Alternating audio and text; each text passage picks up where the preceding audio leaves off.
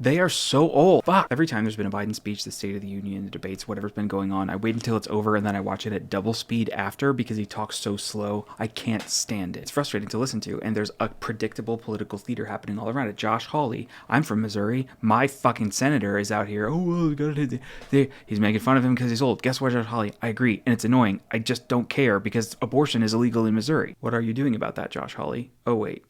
Celebrating it. For what it's worth, I think it is legitimate for us to be frustrated that we are in this situation. But what low we are in this situation. So I am deciding to not participate in the political theater and decide that I am voting for issues and not for men. I'm going to say that again. I'm voting for issues and not for these men. Climate change. Do you remember when New York City turned freakishly orange because wildfire smoke from Canada was invading the sky? That smoke hit Missouri too. I took this picture at art. Stuff like this is going to get worse. Let's look at the scoreboard. Trump pulled out of the Paris Climate Accords. Not interested in collaborating with other nations on fixing climate change. He used his executive authority to expand oil drilling. He also gives intentionally vague answers about it. It just happened in the debate. He was asked and he said something, clean air. He waffles because he knows that he might lose people. I'm not going to speculate. We're not doing political theater. Biden passed the Inflation Reduction Act, which is funding green energy projects throughout the U.S. to the tune of like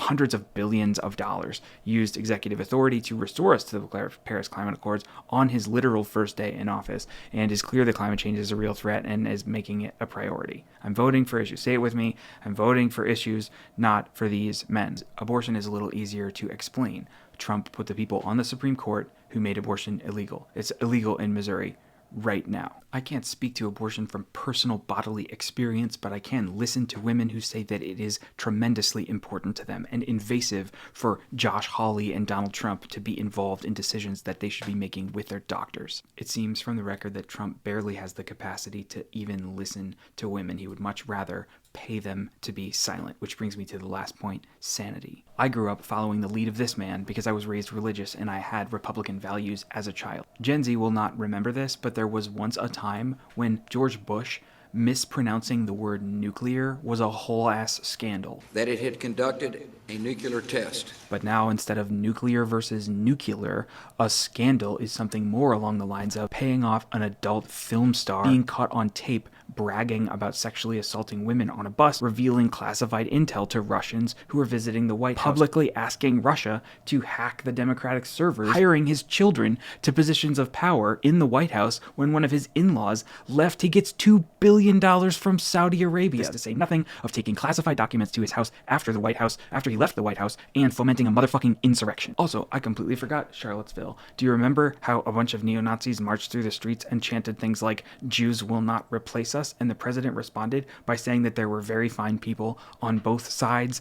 I long for the day that nuclear is the category of scandal that we are dealing with. I've said that I live in Missouri, land of Josh Hawley, famously raised his fist for the insurrectionists who wanted to hang the vice president. In Missouri, when it is 80 degrees during the springtime, that feels unmanageably hot. But after we've had a couple weeks like the ones we just had, high 90s, low 100s, 80 degrees feels practically balmy by comparison. The temperature of scandal is so high we have lost track of what normal is. And I want to end with like a nice one-liner where I say like, and so it would be great to return to an old president who's been around for so long. No, it's not great. It's still stupid that we have to watch two extremely old men pretend to not be old on a stage at each other for 90 minutes. I, though, am voting for issues and not for these men. I'm not sitting this one out as much as I freaking want to. I'm sick of it. But the scoreboard is pointing me in one direction, and I can't, in good conscience, sit it out. Normally I read books and draw mind maps on this channel. Follow if you're interested in that. I just had to say this. It's frustrating, and it's okay that it's frustrating. We can do hard things.